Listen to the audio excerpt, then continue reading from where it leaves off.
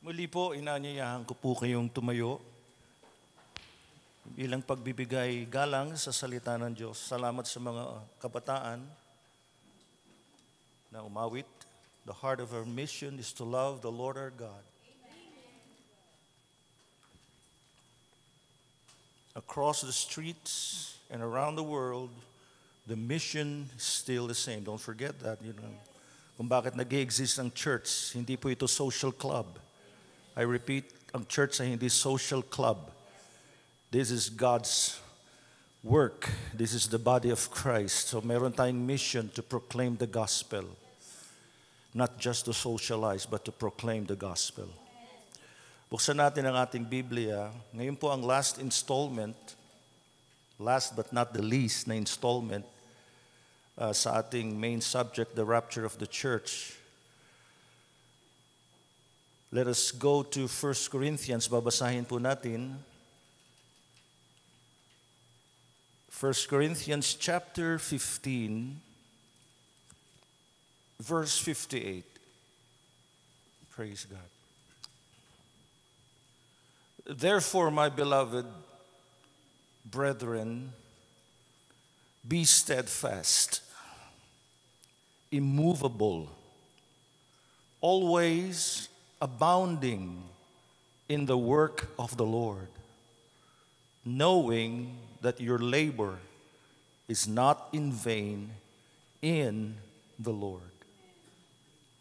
Kaya nga mga kapatid kong minamahal, kayo'y maging matatag, hindi nakikilos, na laging sagana sa gawa ng Panginoon. Yamang nalalaman ninyo na hindi walang kabuluhan ang inyong gawa sa Panginoon. Nais kong ibahagi sa inyong ikalawang bahagi ng paksang How Should We Live in the Light of the Rapture? How should we live in the light of the rapture? Tayo po'y sumandaling manalangin. Let us bow our heads and let us approach our Heavenly Father with fear, trembling, and with worship. Father God, we give you glory. We praise you. We worship you in spirit and in truth.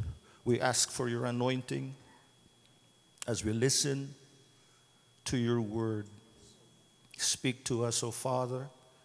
Busugin mo ang aming espiritu, ang aming puso ng iyong mga salita. Help us, Lord, to be ready for your promise that you will come back.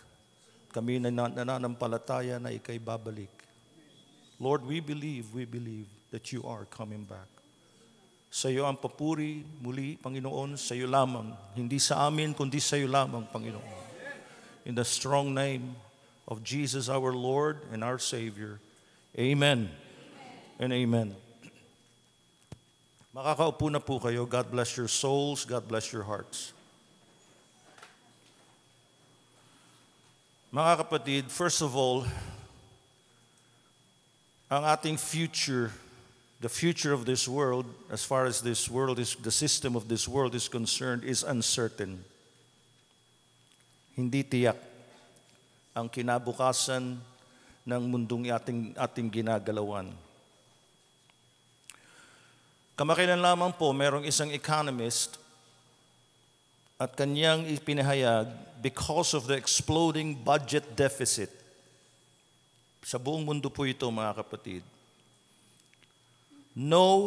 Listen carefully, no computer model could project a viable economy beyond the year 2037. Ngayon ay 2025, few more years. Ulitin ko po mga kapatid because this is very important. Have you noticed po na ang Amerika sa pangunguna po ni President Donald Trump ay nagpapataw ng napakalaking mga taripa? Kaya ang pagtaas ng bilihin, pagtaas ng krudo na labis-labis ay hindi ho ito aksidente dahil sa mga kaganapan sa mundong ito. Painit ang mga events globally. I'm not talking about heat wave. I'm not talking about global warming. I'm talking about events that are heating up sapagkat nalalapit ng bumalik ang ating Panginoon. Let me remind you one more time, brothers and sisters, that we are not just living in the last of the last days, we are also living in the last of our days. Think about that. Hindi lamang tayo, ito'y paalala sa ating lahat, hindi lamang tayo nabubuhay o namumuhay sa mga huling araw. Namumuhay na rin tayo at nabubuhay tayo sa mga huling araw ng ating buhay. Nabanggit ko kailan lamang, last Sunday if you recall, and I'm serious about that. Hindi po ito joke. Isubtract mo, kapatid, yung edad mo ngayon. Isubtract mo yan sa average lifespan na sinabi ng Biblia na 70 at kung malakas ay 80. Isubtract mo, maiksi na lang. And I'm not afraid to admit that. Hindi na po ako bumabata. I keep reminding you that because ang mundo ngayon, ang dinidikta sa inyo at sa akin through social media ay mag-ipon ng kayamanan dito sa mundo. Habulin ang mga material na bagay. Diametrically opposed sa tinuturo ng Biblia sa Colossus Kapitulo 2. Ang kausap dyan ay mga Kristiyano. Kung ito'y pinaalala ni Apostol Pablo 2,000 years ago, at sila 2,000 years ago ay naniniwala that in their lifetime, Jesus would come, di mas malapit na ngayon. Mas malapit. I want you to, let us read one more time on Colossians chapter 3, if I'm not mistaken. Lest we forget kung ano ang mission natin dito sa mundo. Kung kayo nga'y muling binuhay na kasama ni Kristo, ay hanapin ninyo ang mga bagay na nasa itaas, na kinaroroonan ni Kristo na nakaupo sa kanan ng Diyos. Ano po ang pinaghahanap ngayon ng mga taga-sanlibutan at idinidikta sa ating mga Kristiyano ng social media? Magpakayaman ka. Yumaman ka. Hindi ho masamang yumaman, mga kapatid. Hindi bawal yan. Kung ito'y nanggagaling sa marangal na kaparaanan. Pero kung pagnanakaw, pangdarambong, gaya ng inuugali ng mga taong nasa kapangyarihan, na dapat ay maging huwaran ng tapat na pamumuhay at walang korupsyon, tila yun ang nagiging normal or norm sa panahon ngayon na nakaka-inspire daw. I beg to disagree. Hindi ako na-inspire na susuka ako. Galing sa nakaw, galing sa pandaraya, galing sa pandarambong. At yan ngayon ang itinataas ng mga taong hayok sa salapi, mga mukhang pera. Nakalulungkot, may mga nagpapakilalang Kristiyanong mukhang pera. Uli, pinapaalala sa atin ni Apostol Pablo ng Espiritu Santo. If then you were raised with Christ, seek those things which are above, where Christ is, sitting at the right hand of God. At sa talatang 2, muli pinapaalala sa atin, kahit ulit-ulitin ko po ito, hindi ko pagsasawaan dahil ito'y salita ng Diyos. Ituon ninyo ang inyong pag-iisip sa mga bagay na nasa itaas, hindi sa mga bagay na nasa ibabaw ng lupa. Ito rin ang turo ng ating Panginoong Hesus, di po ba? Huwag kayong mag-ipon ng kayamanan dito sa lupa. Dahil ang kayamanang iniipon sa lupa ay nananakaw. Kinukutkot ng mga insekto ng tanga at ninanakaw at lilipas. Iisa po ang sentido ng salita ng Diyos. Kung tataluntunin po natin mula sa matandang tipan hanggang sa bagong tipan, tinuturo sa mga may takot sa Diyos na ituon ang pag-iisip sa mga bagay na nasa itaas. Hindi sa mga bagay na nasa ibabaw ng lupa. Bakit? Talatang 3. Sapagkat kayo'y namatay na. Ibig sabihin ito, kayo'y bago nang nilalang. Kayo'y na kay Kristo na. Kayo'y nakibahagi ng kamatayan, paglilibing at pagkabuhay na muli ng ating Panginoong Jesucristo. At ang inyong buhay ay natatagong kasama ni Kristo sa Diyos. Nakita niyo ang napakagandang paalala? May mga simbahan, may mga modernong iglesia ngayon na binaliwala na ang turo, ang katotohanan, ang biblikal na katotohanan na ang Panginoong Jesucristo'y babalik. Kaya ang tinutuon ng kanilang pansin ay pagkamkam, pagkamal ng mga bagay na material. Pati iglesya'y damay na po. Huwag nawang mangyari sa ating iglesia, nakabahagi ng katawan ni Kristo. Ituon natin ang ating pansin sa ating Panginoong Hesus. Sapagkat siya ang tunay nating kayamanan. Nung tayo'y kinatagpo ni Jesus, hindi na tayo nagkulang. Amen? I have everything because I have Jesus. I have my Jesus to show me the way.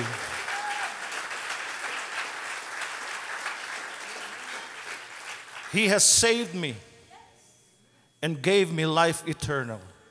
And now I have everything. Ganyan ang sigaw ng mga Kristiyano noong una.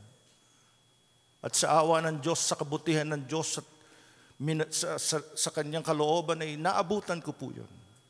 Na ang mga Kristiyano noon ang sinisigaw ay, Kristo, ikaw ang aking yaman. Panginoon, minamahal kita. Yan ang mga naririnig ko nung ako'y bata pa lamang sa pananampalataya. Na kahit linalakad namin ng simbahan, kahit kami kapos sa pamasahe, walang pinag-uusapang material na bagay. Kapag kami naroon na sa gawain, wala kaming mga makabagot modernong gamit, kundi mga Manila paper o kaya likod ng kalendaryo na yun ang aming tinitignan upang makasabay kami sa awitan. Nagbago na ang panahon. Hindi naman natin minamasama ang modernong teknolohiya. Pero nakalulungkot, pati mga Kristiyano ngayon ay nagbago na. Kung kailan may sasakyan na, tsaka nalayuan sa simbahan. Kung kailan pinagpapala ng Diyos, kung kailan sila'y binigyan ng pamilya, naging bigatin ang mga anak sa kanila. Kung kailan nakapagtapos ng pag-aaral, ay hindi mo na makitang dumadalo sa iglesia. Napakalayo sa kalidad ng mga Kristiyano noon. Lalong-lalo na sa kalidad ng mga Kristiyano na nakasulat sa aklat ng mga gawa na siyang balangkas ng tunay na iglesia. Nasusundan niyo po ba ang aking pangungusap? For you died and your life is hidden with Christ in God. Yan ang sikreto, yan ang misteryo na hindi alam ng mga taga-sanlibutan. Hindi nila alam yan. Our lives are hidden with Christ in God. Kaya yung kasiyahan nila, hindi natin kasiyahan yun. Yung kasiyahan natin, yung nagpapaligaya sa atin, hindi nila maintindihan yun. Amen? At hindi kailangang magpaliwanag tayo sa kanila. Sapagkat ang buhay natin ay natatago kasama ni Kristo sa Diyos. Kaya mga minamahal kong kapatid, huwag tayong magmukhang salapi. Bawal po yan ang Panginoon. Kung ano ang merong sa ating mga kamay ay ipagpasalamat na natin sa Panginoon. At gugulin natin para sa kanyang kapurihan at kaluwalhatian. Amen? Paalala po yan sa atin. At habang ako po'y nabubuhay bilang inyong pastor, paulit-ulit ko po itong ipapaalala sa atin. Our future is uncertain as far as the world's economy is concerned. Kaya wag tayong tumitig sa stock market. Wag tayong magtiwala dyan. Pabago-bago yan. Wag tayong magtiwala sa mga taong nasa kapangyarihan. Wag tayong tumingin sa mga bansang makapangyarihan ay sana ang Pilipinas ay gano'n na rin. Tandaan niyo po, mismong mga ekonomista nagsasabi, they are claiming dahil sa exploding budget deficit, no computer model could project a viable economy beyond the year 2037. Kaya ngayong umaga, gusto kong ipaglingkod sa inyo kung ano ang mga marching orders sa atin ng Panginoon. In the light of His coming, in the light of the rapture of the church, what are the marching orders of our Commander-in-Chief? At ang marching orders na ito, mga kapatid, ay nagtataglay o naglalaman ng 3 imperatives. Mga 3 bagay na kailangan. Very simple yet profound. Number 1, be steadfast. Tignan niyo po, unang Korinto 15:58. Talking to Christians, those who love the Lord Jesus Christ. Para rin sa atin ito, if we truly love the Lord Jesus Christ, para sa atin ito. Ang unang marching order, ang unang imperative, be steadfast. Amen. Instead of being overwhelmed by the worries of this life and the rat race of our culture, Paul encourages us to be steadfast. Sa halip na tayo ay maratel na magabag, mawindang ng mga nakababahalang pangyayari at kabagabagan at mga pagkabalisa sa buhay na ito at ang paghahabulan sa ating kultura, pag-aagawan, paghahatakan pababa. Yan ang kultura natin. Dog eat dog, rat race. Makikisabay ka pa ba? So instead of worrying about that, my brother, my sister, tayo ay ginaganyakan ni Apostol Pablo na maging matatag. Matatag. Gusto kong ibahagi sa inyo kung ano ang wikang Griego in the original na ginamit. I hope I'm pronouncing this right. The Greek word is hedraios. Ito po ay adjective. Hedraios. And it means, napakaganda po ng kahulugan. It means to be settled. It means to be firmly situated. And it also means to be seated.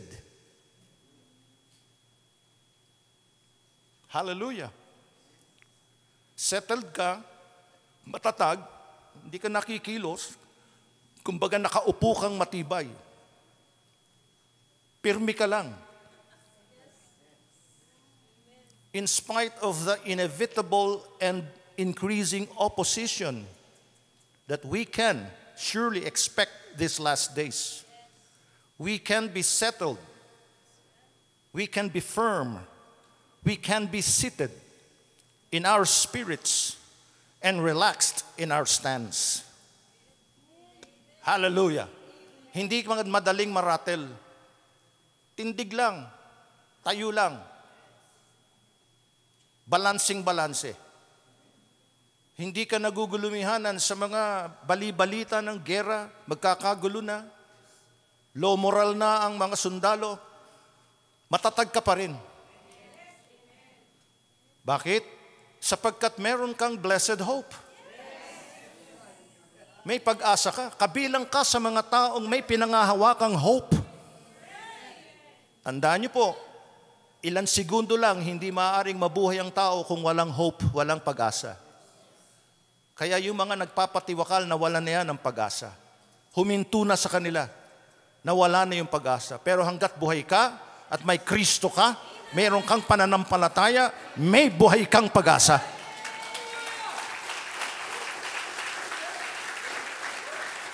Amen. Ang pag-asang ito, mga kapatid, ay tinatawag ng Biblia ang blessed hope. Pinagpala o malwalhating pag-asa. Pakinggan niyo muli sa Tito, Kapitulo 2, versikulo 13. 2:13. Looking for the blessed hope and glorious appearing of our great God and Savior, Jesus Christ. Paano mo malalaman? Paano nating malalaman, mga minamahal, if we are getting close to this blessed hope? How do we know when we are getting close to this blessed hope? Ang sabi ba ng Panginoon is to look for a heat wave? Ang sabi ba ni Jesus is consider the global warming? No, you can find it in the New Testament. Are you listening, brothers and sisters? Jesus said we should look for a heating up of world events. Wars, famines, mass deceptions, apostasy, persecution, etc. Pero sa halip, rather than letting these events discourage us, they should excite us. Amen? Pastor, magkakagera na, excited pa? Hindi dahil sa gera. I repeat, hindi nyo ata ako narinig.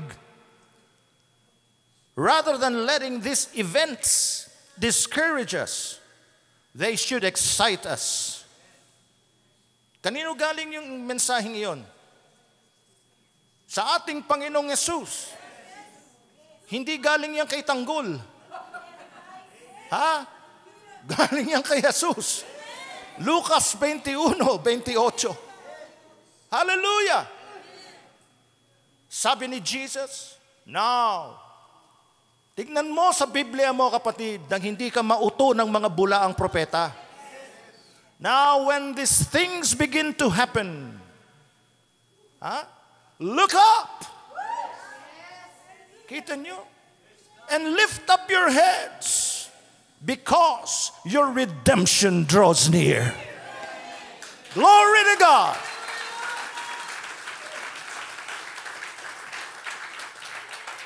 Lagi nating naririnig, be positive. Lagi nating naririnig ang admonition, maintain a positive attitude. Kung Biblia ang ating sasangguniin, ito yung positive attitude na sinasabi, tinuturo mismo ng ating Panginoong Jesus. Nakikinig ba tayo, mga minamahal? Ako po siguro katulad nyo rin, ayoko ng taong negative. Ayokong makahalubilo ang taong negatibo, laging morose, laging doom and gloom. I am attracted sa isang taong may positive attitude. Amen. And people as a whole, mga kapatid, are attracted to people with positive attitudes. Kita nyo, sabi ng Panginoon, when you see these things begin to happen, nagkakagera na. Hindi sinabing yumukayok ka na lang at magtago, you hide, at malungkot at manginig at magpa-BP. BP, tumataas ang BP ko. Ano ba mangyayari? Hindi mo na, kapatid, kontrolado yan. Mangyayari yan, magbabanggaan talaga ang mga world leaders. At ang sabi ng Panginoon, pag nakita mo yan, look up! Hallelujah! Lift up your heads! Why? For your redemption, my redemption, our redemption draws near. Maintain a positive attitude. Be steadfast. And I'm expecting na kapag tayo nagtipon sa isang informal na gathering, pag pinag-usapan natin yung mga world events, wala tayong maririnig, wala akong maririnig. Pastor, anong gagawin natin? Nakakatakot itong mga pangyayari. We have to enjoy. Be relaxed. Be seated. Hallelujah. Pirmi ka lang. Kalma ka lang. Magpakatatag ka. Be strong. Hallelujah. Your redemption draws near. 1 Peter 3:15, unang Pedro 3:15. Si Apostol Pedro ay may magandang ipinayo. By the Holy Spirit, he said, glory to God.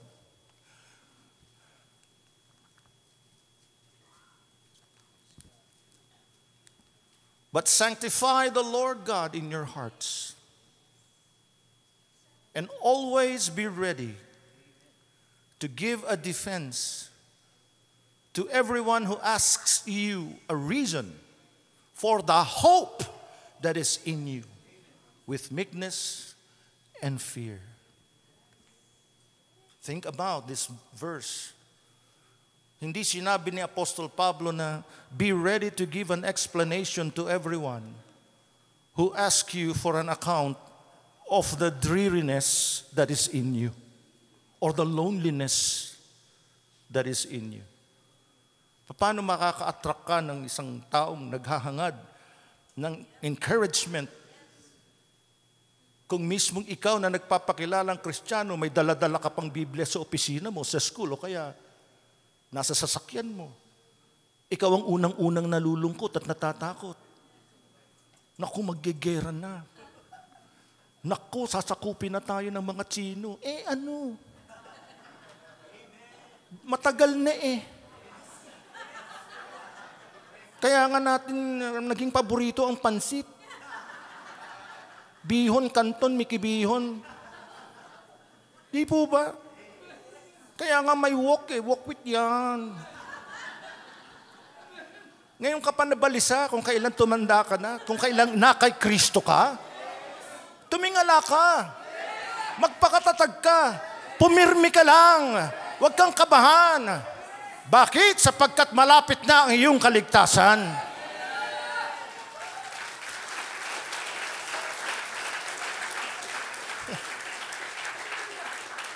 At kapag ganyan ang ating attitude, Lord, help us to be strong. Pag ganyan ang iyong attitude, pagpasok mo sa office, sa school, o saan ka man pumunta, even sa iyong mga mahal sa buhay, magtatanong sila, nagkakagulo na, bakit ganyan ka pa rin? Hindi ka matinag, hindi ka nakakabog. Hallelujah. And then, the Bible says, be ready to give an answer, a defense, to everyone who asks you of the reason why you have this hope. You have this hope. Yan ang sagot. May pag-asa ako dahil meron akong Kristo. Hayaan niyong ibahagi. Doon ngayon magkakaroon tayo ng opportunity, blessed opportunity, to share the gospel to those who are losing hope. Wala nang magiging mas positibo pa kaysa rito na meron kang buhay na pag-asa. Regardless of negative events happening around us, we must refuse to allow negative events to overcome our emotions. Amen. Nalala ko noon merong isang kapatiran talagang buong lungkot at kaba na sinabi niya, Pastor, anong gagawin natin? Talagang may balita, ganito, ganyan. Sabi ko, ganito, upo ka muna, minom ka ng tubig. Bawas-bawasan mo yung panonood ng mga balita, hindi mo kaya Alam nyo, may mga ganyang Kristiyano. Kung meron sa inyo ng ganyan, na madali kayong kabahan, madali kayong maratel, bawas-bawasan mo ang kape. Una yan. At lalo ngayon, ang daming mga fake news. Remember this, we have this blessed hope. Yan ang first imperative. God's marching order, I mean. Number 2, praise the Lord. Brad, ibalik natin sa 1 Corinthians. 1 Corinthians chapter 15, verse 58. Be steadfast, hedraios, be strong, seated, settled. Number 2, pangalawa, how should we live in the light of the rapture? Be immovable. Amen? Hindi nakikilos,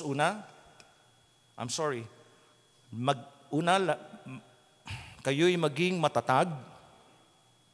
Pangalawa, na marching order ni Lord, hindi tayo dapat nakikilos.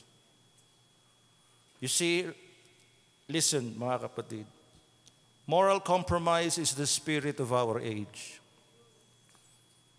Kompromiso ang espiritu ng ating panahon, moral compromise. Sinasabi ng iba, sinasabi nga ng nakararami, there are no longer absolute truths that govern our world. Di ba dapat magbago tayo ng kaunti? Magsagawa tayo ng little give and take, or let us meet halfway in our beliefs? Yan. Moral compromise is the name of the game. Moral compromise is the spirit of our age. Pastor, bago na ang panahon, iba na ngayon, kaya may give and take na muna. Compromise lang ng kaunti. Dapat ba na ang ating mga convictions ay magbago sa tuwing nagbabago o nagkakaroon ng election sa ating bansa? Kapag nabago ang Pangulo, bago na ang Presidente, bago na rin ang conviction mo? Dapat bang ganon? Church. Let me ask you this.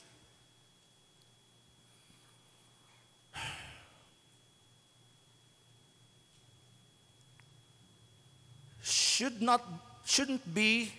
the loudest voices on Twitter determine our values? Of course not. Yung mga boses sa malalakas na tinig sa Twitter ang nagbabago at nagdedetermina ng ating mga values? Dapat ba? Mga minamahal, as Christians, thankfully, our convictions are not subject to the whims of an ever-changing culture. Your conviction as a Christian, your convictions, yung iyong paniniwala at paninindigan ay hindi nakabase sa patuloy na nagbabagong kultura. Church, absolute truth exists, and they govern the universe. Kaya bilang mga Kristiyano, we are to be people of the truth. Bilang mga Kristiyano, tayo dapat maging mga tao ng katotohanan. We cannot and will not be moved. Kung ang ating mga emotions and convictions are settled by the Word of God, we can courageously stand firm in our convictions. Meron po akong ipakikilala sa inyo. I hope my time allows me. Isa po ito sa nirerespeto, of course, lahat ng Bible characters na talagang hinahangaan ko. Gusto kong i-consider natin ngayon ang isang matapang na tao, hindi dahil siya mandirigba o mahusay sa larangan ng pakikidigma. Matapang siya. Courageous. And his name is Daniel. Si Daniel. You know the story. Turn with me dito po sa Daniel chapter 6. Dito sa kapitulo 6 ng Daniel ay nakapaloob ang salaysay hinggil sa pagkatapon sa kanya sa yungib ng mga leon. And let me remind you na ang Daniel in the Lion's Den is not just a Sunday school story for children. Meron tayong kapupulutang mensahe ng pagiging hindi lamang matatag, kundi mensahe ng pagiging hindi nakikilos.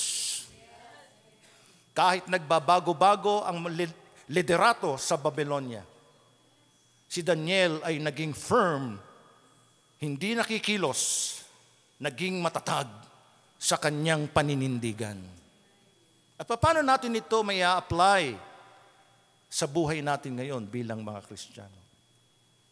Napakaganda po. Konting pananaw lamang po, mga kapatid. Daniel displayed this courage during the reigns of King Nebuchadnezzar at yung anak niya na si Belshazzar at yung pangatlo si Darius. Mga mabibigat na hari po yan, mga kapatid. Kinatatakutan from the time of Nebuchadnezzar, the great Babylonian Empire. Lahat ng yan ay inabutan ni Daniel. At si Daniel ay nilagay ng Diyos sa isang prominenteng kalagayan. Isang prominenteng posisyon. Isang prominenteng tungkulin. Hanggang sa inabot na po ni Daniel si Haring Darius.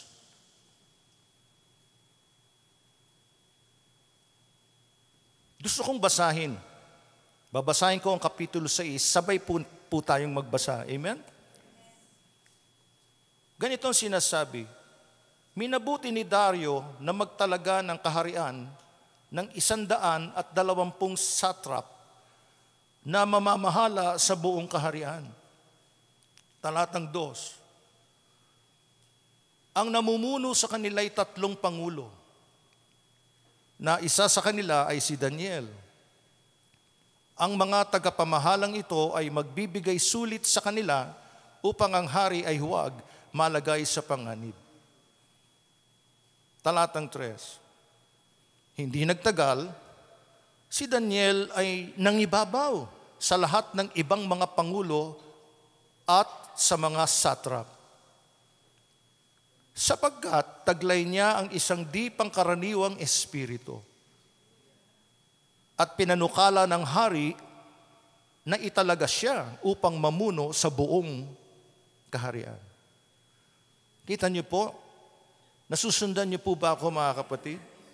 Nais kong ipapansin sa inyo, this Daniel distinguished himself above the governors and satraps. Why? Because an excellent spirit was in him.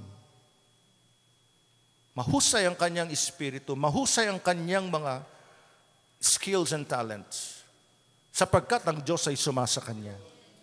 Yan po ang sikreto, mga kapatid. Hindi dahil ito sa edukasyon o pinag-aralan. An excellent spirit was in him. And it was noticeable sa Haring Darius.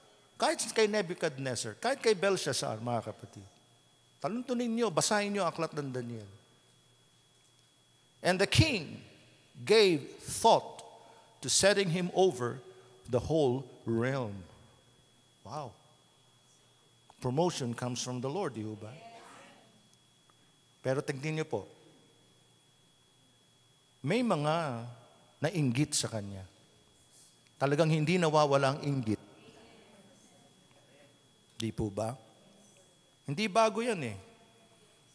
Tignan nyo, pakinggan nyo sa talatang 4 upang di ako magkamali ng aking interpretasyon.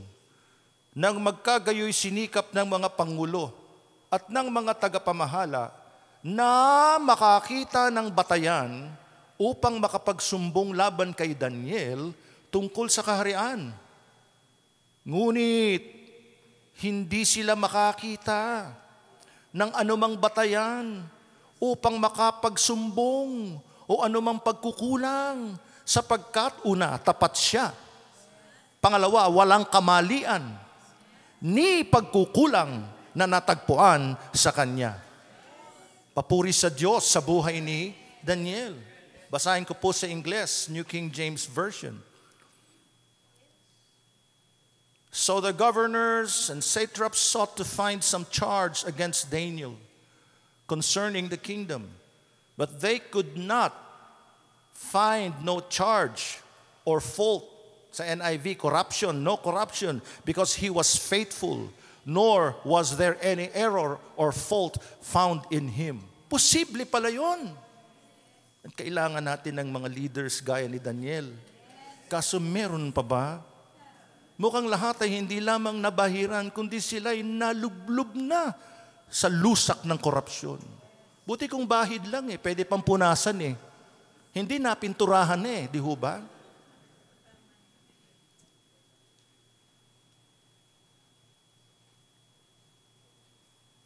Nakakalungkot. But I believe, meron pa rin mga kagaya ni Daniel. Anong nangyari?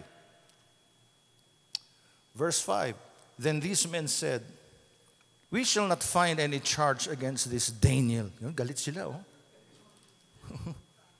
Itong taong ito na si Daniel. We shall not find any charge against this Daniel unless we find it against him concerning the law of his God. So tignan niyo po, ang topic natin is about being immovable. Hindi siya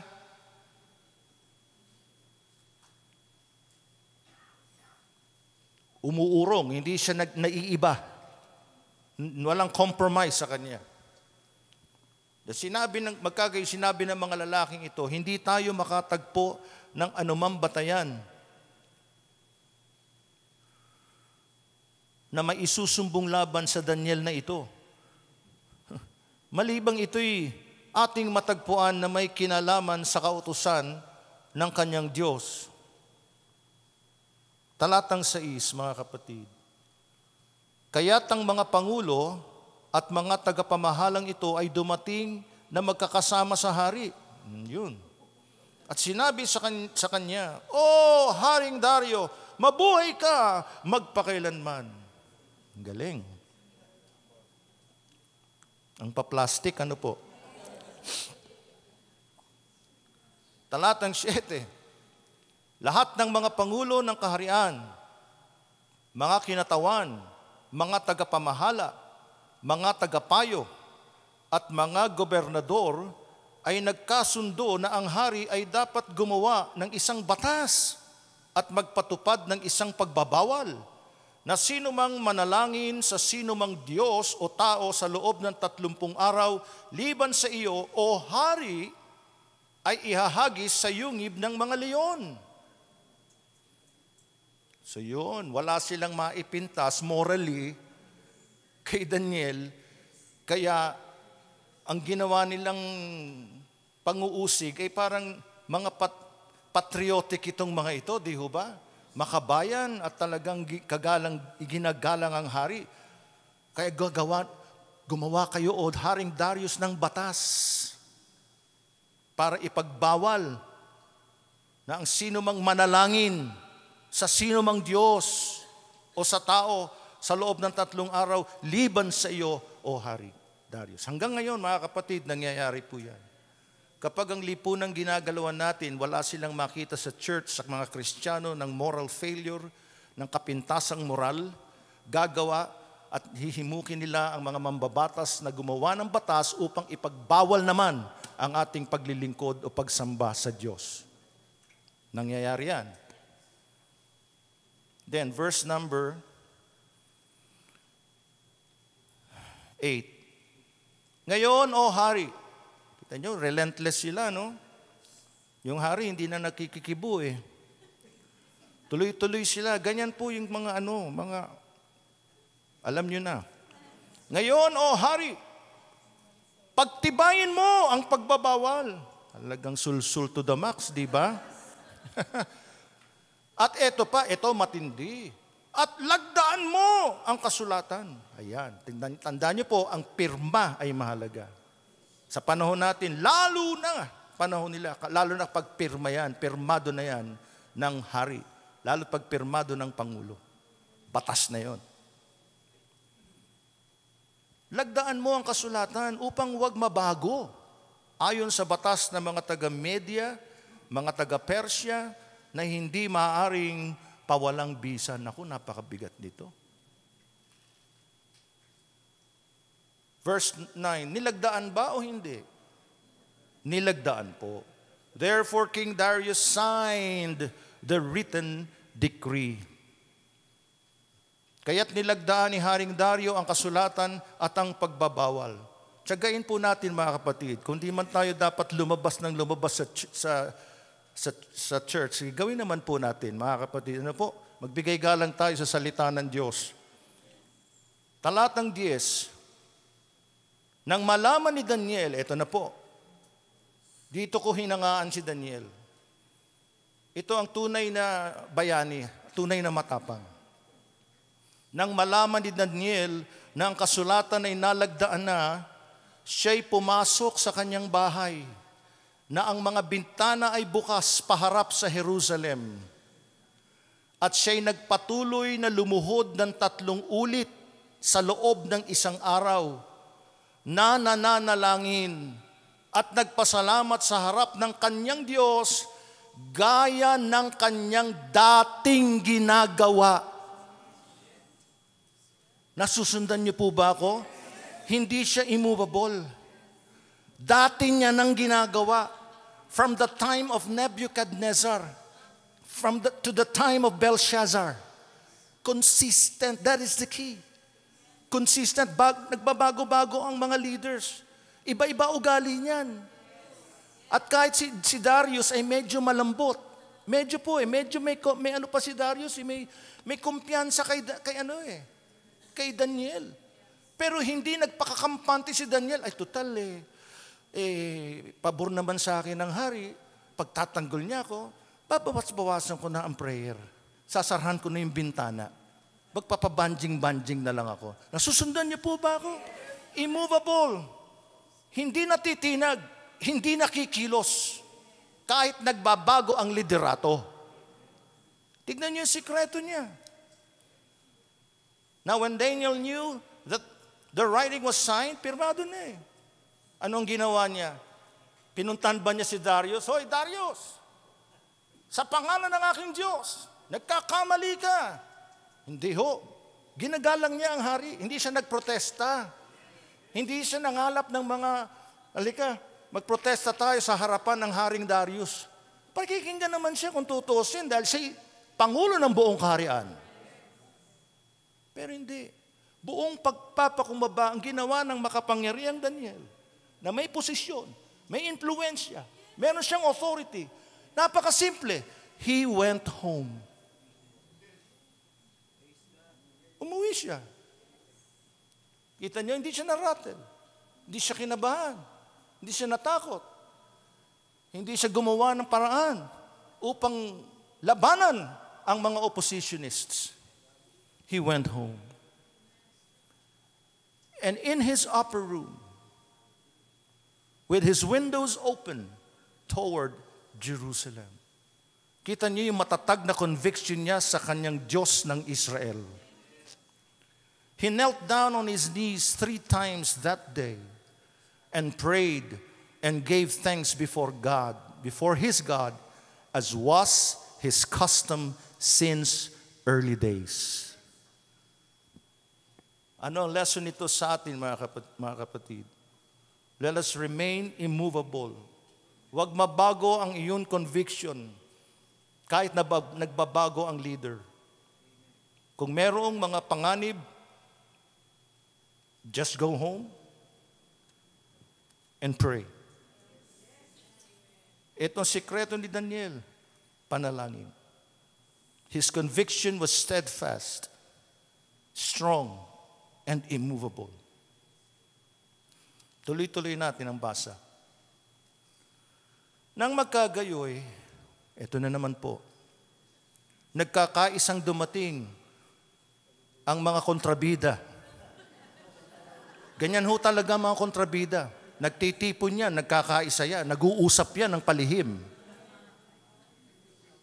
Diba? Nagkakaisa rin ho. Dumating ang mga lalaking ito, eto, tignan niyo po, kung napakapakialamero. At natagpuan si Daniel na nananalangin at sumasamo sa kanyang Diyos. Wala silang respeto sa privacy, ano po?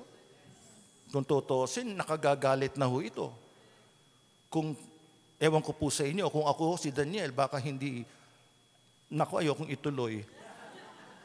Nasa privacy ako ng panalangin, tapos sisilip.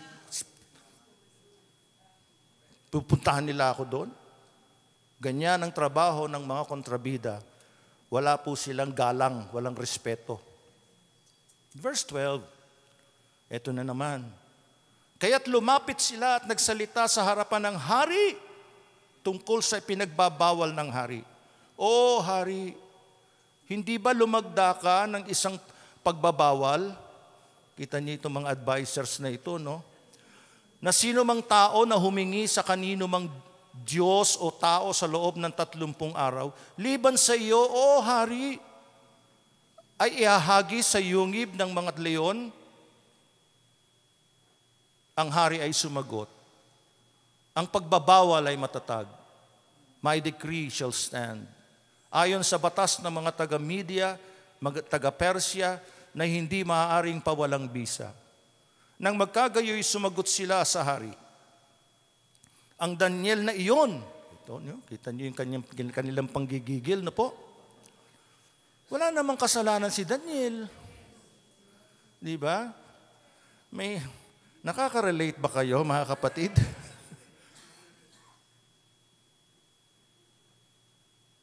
Ang Daniel na iyon, na isa sa mga bihag mula sa Huda, ay hindi nakikinig sa iyo, o hari.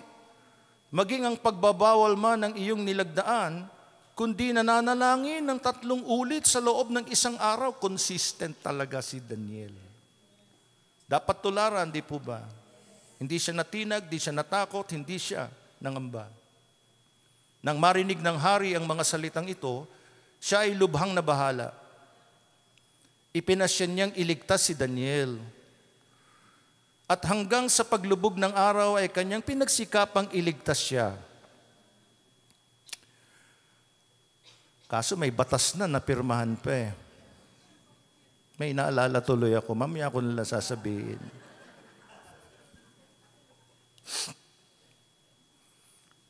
Buti nga, nasa floating status lang. Ito hinagis sa leyon eh. Verse 15. Nandiyan pa ba kayo? At, eto na naman po, mga kapatid, nagkakaisang dumating ang mga lalaking ito sa hari at sinabi sa kanya, relentless ang kanilang pursuit, and persecution. Alalahanin mo, o hari, na isang batas ng mga taga-Media at ng mga taga-Persya na walang pagbabawal o utos man na pinagtibay ng hari ay maaaring baguhin. Naks, talaga naman. Oo nga naman. Be faithful to the Constitution. Mga ganyan, di ba? Verse 16, no choice. Wala pong choice. Nasusundan niyo po ba ako?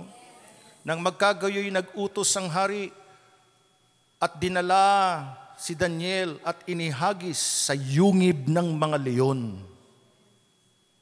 Oh, mga kapatid, 500 pounds lion and lionesses, lions and lionesses. One swipe ng kanilang paw, one swipe could kill a man. Pwedeng ma-dislocate kagad ang iyong jawbone, ma-dislocate. Isang hampas lang niya, wala pa yung retractable claw. Napakalakas po ng mga leon. No wonder tinatawag silang king of the jungle. Try to imagine yung pagdadala kay Daniel doon.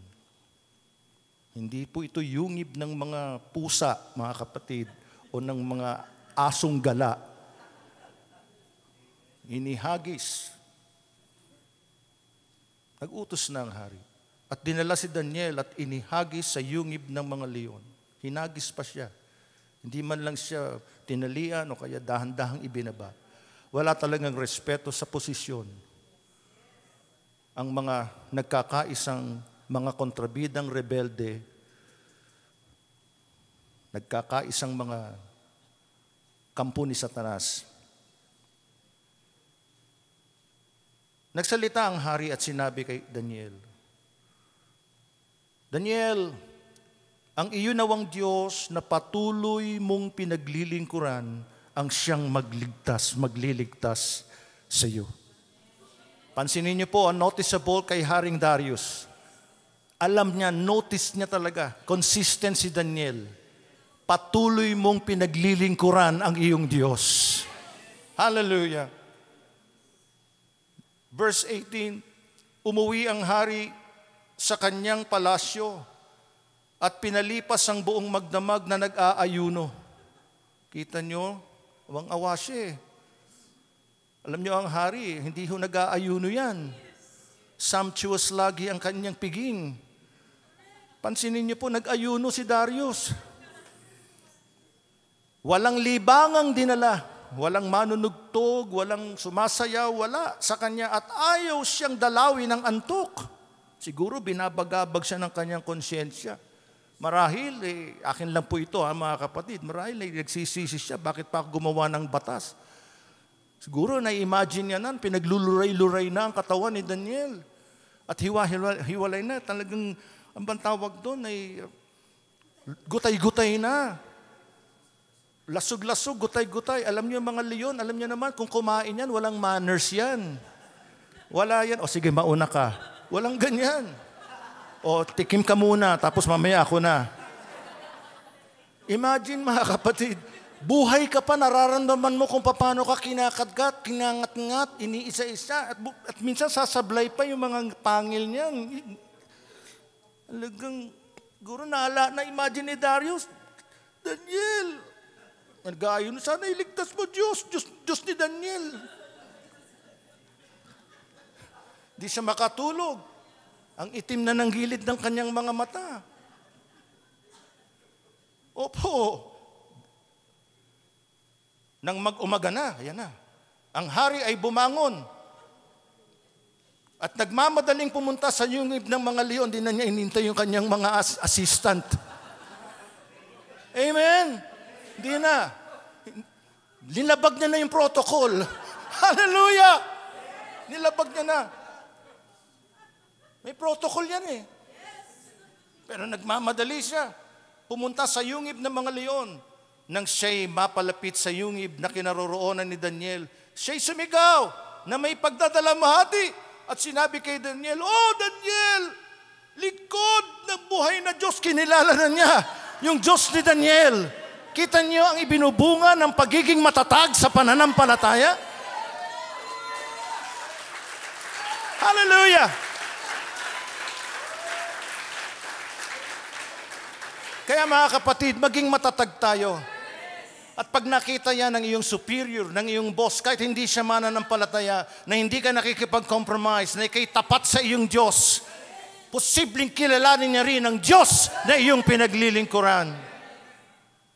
Amen. O Daniel, lingkod ng buhay na Diyos, ang iyo bang Diyos na patuloy mong pinaglilingkuran ay nakapagligtas sa iyo sa mga leon? May dalamhati, so may luha ito. Imagine niyo yung hari, na hindi niya natagla yung korona niya, nagmamadali eh.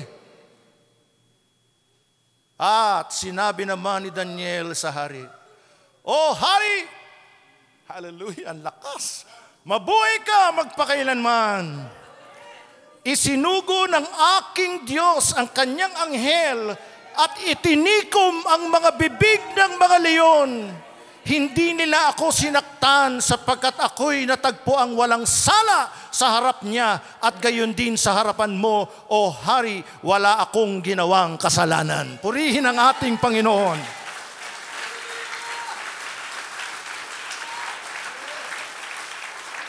Glory to God!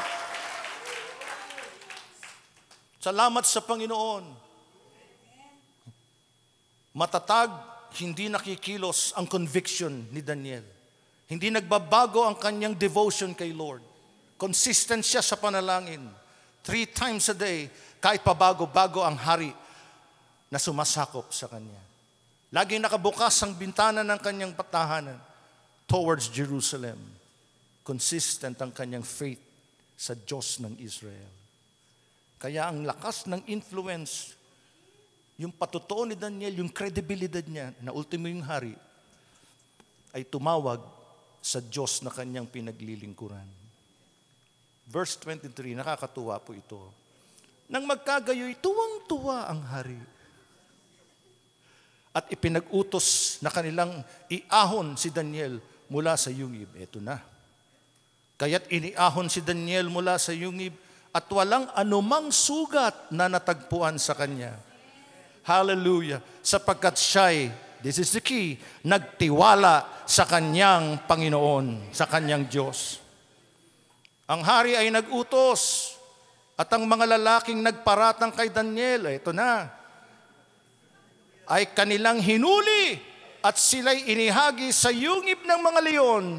Sila, ang kanilang mga anak at ang kanilang mga asawa. Nako, iingat po hindi pa man sila umaabot sa ibaba ng yungib, ang mga leon ay nanaig sa kanila at pinagputol-putol ang lahat nilang mga buto. Ang sarap i-drawing nito, mga kapatid. Amen? Kaya ang judgment ng Panginoon, hatol na po ito sa mga taong lumalaban sa otoridad ng ating Diyos. Nang magkagayoy sumulat ang haring si Dario sa lahat ng mga bayan, bansa at wika na naninira. Babylonian king, a pagan king, subalit siya'y nagpahayag, sapagkat siya ang buhay na Diyos at nananatili magpakailanman. Ang kanyang kaharian ay hindi mawawasak, ang kanyang kapangyarihan ay walang katapusan. Siya'y nagliligtas at nagpapalaya, siya'y gumagawa ng mga tanda at mga kababalaghan sa langit at sa lupa, sapagkat iniligtas niya si Daniel mula sa kapangyarihan ng mga leon.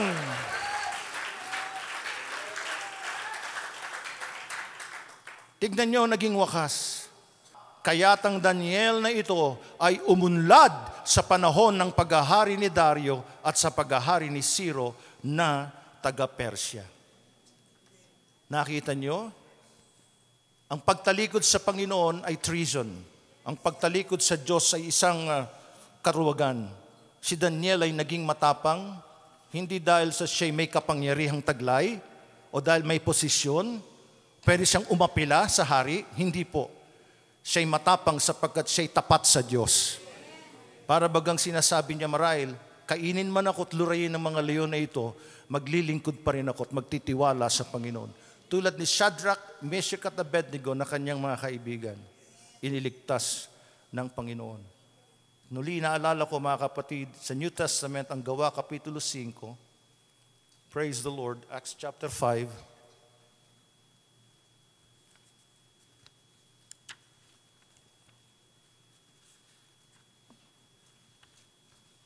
na kung saan pinagbawalan ang mga lingkod ng Diyos, mga apostol po ito, si Pedro at ang kanyang mga kasama, pinagbabawalan silang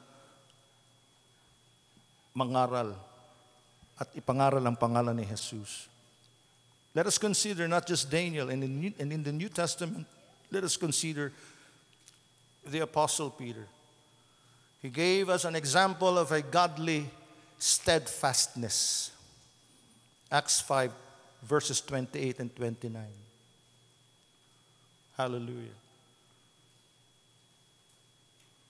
Ganito ang sabi ng mga leaders ng Sanhedrin, leaders ng mga religious circles during the time of Jesus and the time of the apostles, saying, Did we not strictly command you not to teach in this name?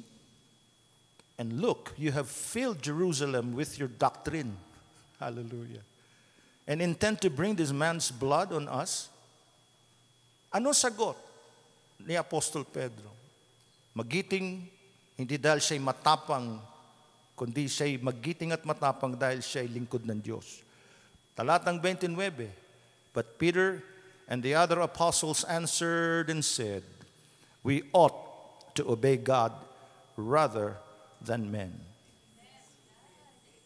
Ngunit sumagot si Pedro at ang mga apostol, kailangan sa Diyos kami sumunod sa halip na sa mga tao. Tandaan niyo po mga kapatid, tinuturo sa atin ng Diyos na tayo ay pasakop din sa mga namiminuno sa atin.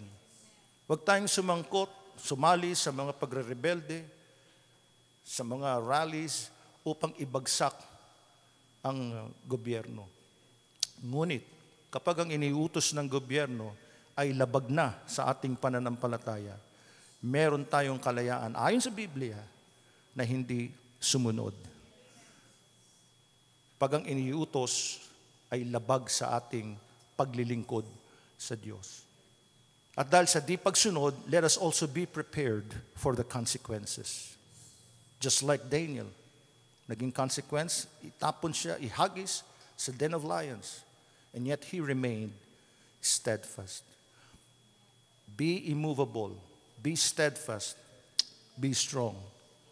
And last but not the least, brothers and sisters, 1 Corinthians 15:58, please. Praise the Lord.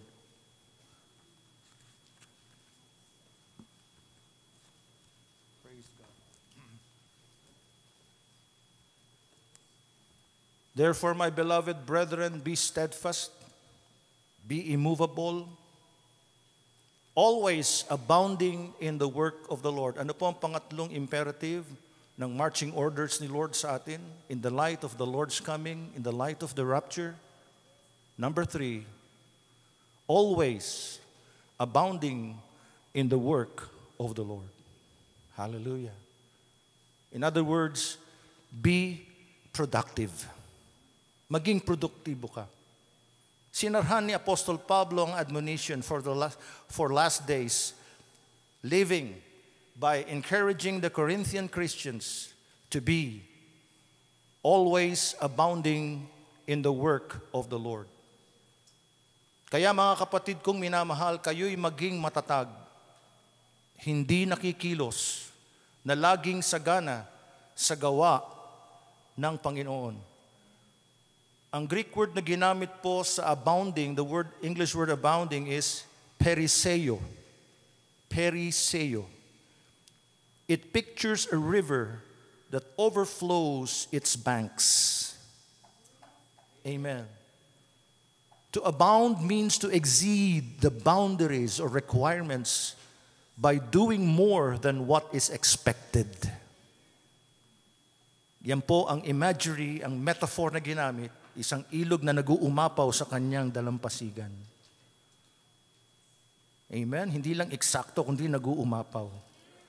Tignan niyo po, ito po pala ang kalooban ng Diyos sa ating mga Kristiyano. Sa huling panahong ito at sa mga huling araw ng buhay natin. Kaunti na lang ang nalalabi. Sa kaso ko po, 11 years na lang po eh. Kaya kwentahin na ninyo. So ang tanong natin ngayon, anong ginagawa natin?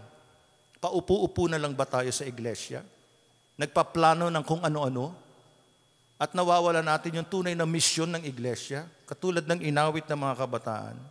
Mga kapatid, mga kabataan, mga may gulang na naririto, hindi lamang kanta yan na kinabisado natin para palakpakan tayo ng tao. Sa mga inaawit natin dito sa tuwing umakanta tayo, hindi limelight, hindi spotlight ang ating kailangan. We mean what we sing. We sing what we mean. At ang heartbeat ng church, especially this is God's heartbeat, is to share the gospel. Paglaanan natin ng oras, panahon sa lapi. Kung kinakailangan, paunlarin natin ang pagpapalaganap ng ebanghelyo. Palawigin pa natin. Kung kailangan tayo gumasos, gumugol ng pera. Hindi sa kung ano-anong mga bagay na masyado tayong nag-iisip ng malayong mga gagawin. Nakakalimutan na natin kung ano yung ating misyon na inutos sa atin ng ating Panginoon. Amen? Ngayon, marami ng mga Kristiyano ang nanlalamig, nanlulupaypay pagdating sa soul winning, evangelism. Kung ano-ano nang iniisip ko, kailangan ko magbakasyon, I need a break. Mga kapatid, I say this because I'm a preacher. I'm a pastor. At ang tungkulin ng pastor ay hindi para magpapogi. Ang tungkulin ng pastor ay para mangaral ng ebanghelyo. My primary role here is to preach the gospel. So let us cooperate. Let us help each other in promoting and preaching and teaching the gospel. Be productive, abounding in the work of the Lord. Amen? To exceed the boundaries or requirements by doing more than what is expected. Kaya, kung mangatwiran tayo at magsasabi tayo, Pastor, matanda na ako. Hindi ko alam kung makakapaglingkod pa ako sa Panginoon. Huwag mong sabihin yan, kapatid. May babasahin ako sa inyo na nagsimula ng ministeryo niya. May edad na siya. Sa Diyos, walang edad na nauna, matanda o bata. Consider our Lord Jesus Christ. He began His earthly ministry at the age of 30. 30 years old. At tumagal lang ang ministry ng Panginoong Jesus, 3.5 years. And yet, He is still the most influential person on the face of the earth. The Lord Jesus Christ. Basahin natin ang Exodo, Kapitulo 7, versikulo 7. And let me introduce to you a man by the name of Moses. Moses. ang magiting na Moises. Listen carefully. Kayo yung mga nagsasabi sa atin, sa inyong nakikinig, may edad na ako, pastor, matanda na ako. Pakinggan niyo yung talatang ito. And Moses was 80 years old. Bata ba yun? I'm 59. Sabi ng pastor, matanda na kayo. Hindi pa. Kaya pa. Tama yun. Amen. Si Moises noon ay 80 taong gulang. Si Aaron ay 83 taong gulang nang sila'y makipag-usap kay Faraon. Kita nyo? Yan ang simula ng kanyang ministry. Naglingkod siya mula nung siya 80 years old hanggang sa siya'y namatay, naglingkod siya sa Diyos. At ito'y mababasa natin sa Deuteronomy chapter 34 verse 7. Si Moises ay 120 taon gulang nang siya'y mamatay. Ang kanyang matay hindi lumabo, ni ang kanyang likas na lakas ay humina. So nakuha niyo po. Sa Bible, I challenge you, kung merong retirement sa Biblia. Kung meron, after 2 years, after 3 years, ibahin na yung pastor. Wala po ako nakikitang ganun. Ito ang bylaws natin. Biblia. Tignan niyo sa mga denominational churches, I have talked to a lot of pastors in the past na sila'y miyembro ng mga denominational churches. Pinagpapastor sila sa loob ng 2 years, then papalitan na. 3 years, mahaba na yon. I do not agree with that. Una, hindi biblical yon. Walang retirement. Sa secular job, sa secular world, meron talaga. At yan nga ang sinasamba ng mga gusto nang mag-retire. Retirement, magbabakasyon ako, na will enjoy. As a Christian, no such thing as retirement. For example, nag-retire ka na sa trabaho mo at meron ka ng pension, you still have to serve the Lord. Always abounding in the work of the Lord. In other words, do not stop. Huwag kang huminto. Hallelujah. Mga kapatid, always abounding. Be proactive. Do not stop. Because you are a member of His church. You are a Christian. Kahit tapos na ang trabaho mo sa mundong ito, may trabaho ka pa rin sa Panginoon. Yan ang marching order ng ating Panginoon sa ating lahat. Be steadfast, immovable, always abounding in the work of the Lord. Why?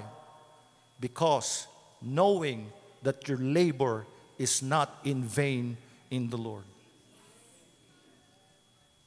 Ang pararangalan sa langit, sa judgment seat, bema judgment seat of Christ, hindi yung ating mga nagawa dito sa mundo. It is not our achievements here on earth. Ang pag-uusapan at pararangalan doon at gagantimpalaan ay base sa iyong work for the Lord. Because your labor in the Lord is not in vain. Church, let us continue to serve the Lord.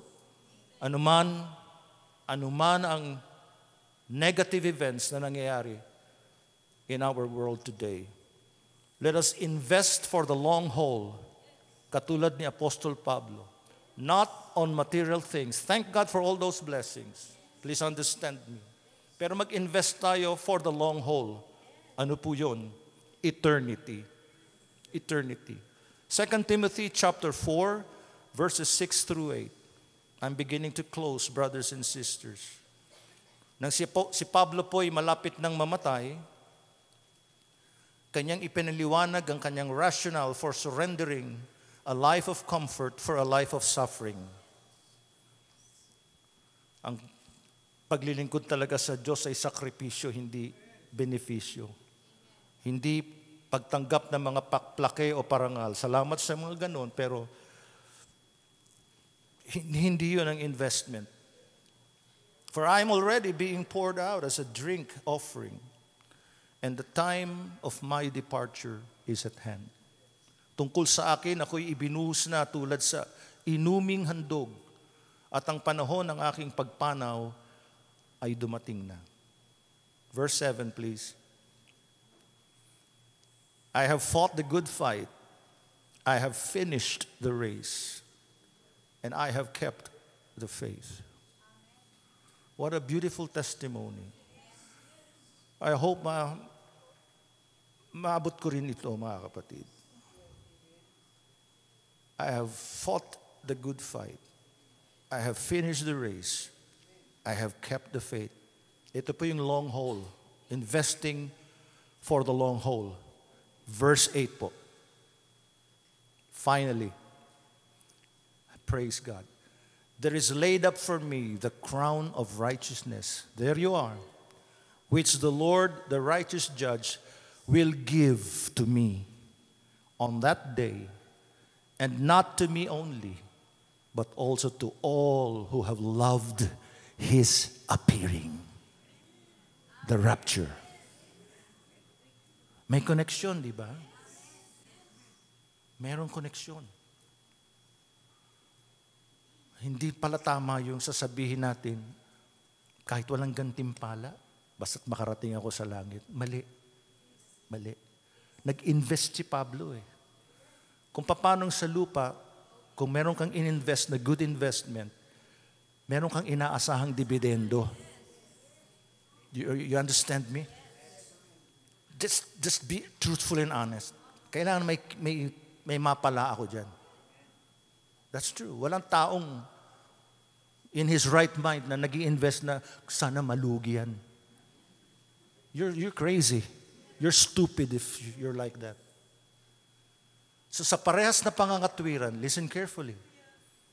All truths are parallel. Naglilingkod tayo sa Panginoon, we are investing for the long haul. Handaan nating iwan ang lahat ng yan. Ang attachment natin ay wala sa material things. Hindi natin niyayakap yan.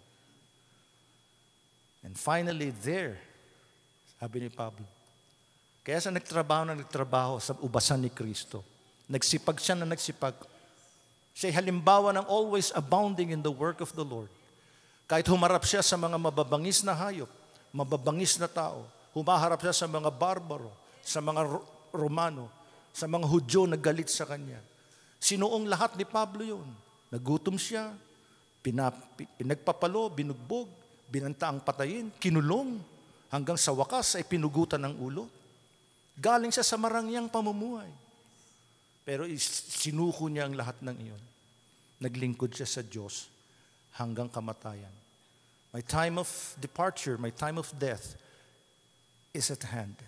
And finally, there is laid up for me the crown of righteousness, which, napakaganda, the Lord, the righteous judge, will give to me. So let us expect eternal dividends sa bawat ginagawa natin sa gawain ng Diyos. May ministry tayo.